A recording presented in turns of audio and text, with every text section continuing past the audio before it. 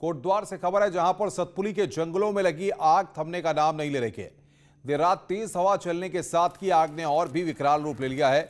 आलम यह है कि सतपुली से गुमखाल के बीच में वाहनों की आवाजाही भी प्रभावित हो रही है। जंगलों में लगी आग से जहां लाखों की वन संपदा को नुकसान हो रहा है, वहीं जंगली जानवर भी आबादी की तरफ पहुंच रहे हैं। वहीं वन मंत्री ने कहा कि जंगल में आग लगाने वालों के खिलाफ सख्ती बरती जा रही है।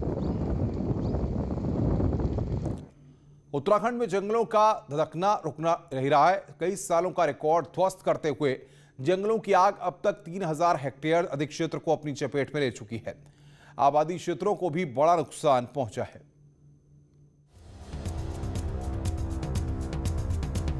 उत्तराखंड में जंगलों की आग से न सिर्फ वन संपदा बल्कि आबादी वाले क्षेत्रों को भी नुकसान पहुंच रहा है। 8 लोगों की अभी तक मौत हो चुकी है। विभाग का मानना है कि इसमें से 90% घटनाएं मैन मेड हैं, लिहाजा अब सख्ती बरतने पर जोर दिया जा रहा है। पूरे प्रदेश में अभी तक 455 FIR दर्ज की जा चुकी हैं, जबकि 15 लोग रंगे हाथों गिरफ्तार किए जा चुके हैं। कहीं भी आग लग रही है, अगर नाम से अगर कोई आग लगाने वाले का नाम सामने आता है, उसके नाम से मुकदमा दर्ज हो, इसके गिरफ्तारी हो।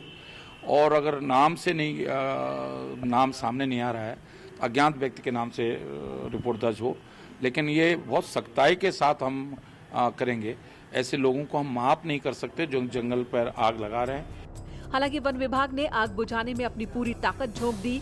करीब 11,000 वनकर्मी और 5,000 से ज्यादा स्थानीय लोगों की मदद ली जा रही है।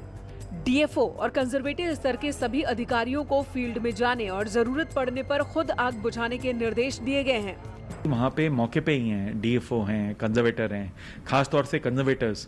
तो उनको कहा जा रहा है कि वो चेष्टा करें कि जो संवेदनशील वन प्रभाग हैं वहाँ पे दौरे तो करें कि आग बुझाने का कार्य सुचारू रूप से हो रहा है या नहीं, बल्कि खुद भी व्यक्तिगत रूप से भी कुछ आग बुझाने के कार्य में स्वयं भी जुटें।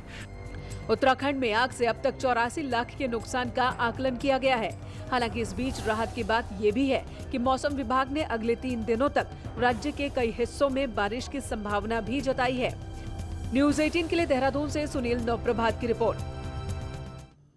उत्तराखंड के जंगल इन दिनों आग से धधक रहे हैं, जिससे इंसानों के साथ साथ जानवर भी परेशान हैं। लेकिन यह आग पर्यावरण के लिए सबसे ज्यादा खतरनाक मानी जा रही है। देखिए रिपोर्ट। के जंगलों में फैल रही आग से चौतरफा खतरा नजर आ रहा है।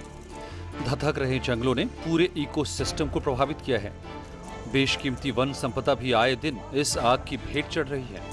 यह आग हिमालय में मौजूद ग्लेशियर्स के लिए किसी अभिशाप से कम नहीं है।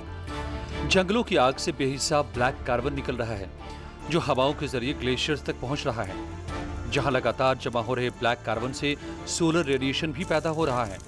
जमा हो जाते हैं हवाओं के जरिए से, यहाँ से ऊपरी इलाकों में ट्रांसपोर्ट होते हैं, तो वो वहाँ पर जमा हो जाते हैं, जिसकी वजह से जो है जो सोलर रेडिएशन है वो उसमें एब्जॉर्व हो जाता है, जिसकी वजह से जो है कि वो इसका मतलब हुआ कि वो हीट को एब्जॉर्व कर रहे हैं।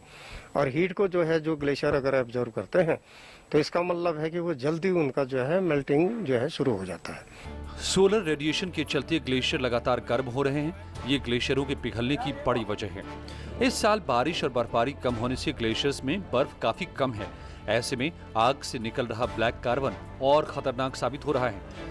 ग्लेशियरों की लगातार बदल रही स्थिति पर नजर रखने के लिए एक लैब स्थापित की जाएगी। जलवायु परिवर्तन के प्रभाव है वो सबसे ज्यादा है, लेकिन हमारे पास अभी तक आंकड़े उन क्षेत्रों से नहीं है।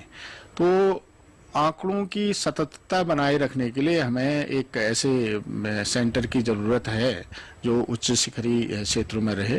बीते कुछ सालों में ग्लोबल वार्मिंग के चलते ग्लेशियर्स में खासा बदलाव दिखा है।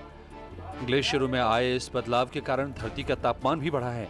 ऐसे में हिमालय रेंज में बेकाबू आग ग्लेशियर के लिए किसी खतरे से कम नहीं है। न्यूज़ 18 के लिए अल्मोड़ा से किशन जोशी के साथ पिथौरागढ़ से विजयवर्धन उप्रेती की रिपोर्ट।